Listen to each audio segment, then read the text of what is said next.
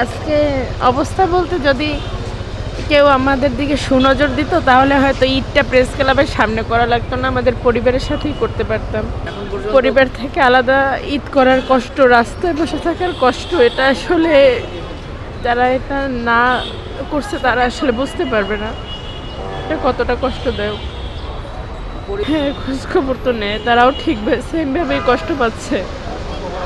আমরা তো মেয়েরা এমনি মা বাবার আদরের হয়, তারপর অনেকেই আমরা বিবাহিত, আমাদের শ্বশুরবাড়ির মানুষজন আছে, সবার কাছেই আসলে নাই, আমাদের জন্য মনে হয় কেউই নাই।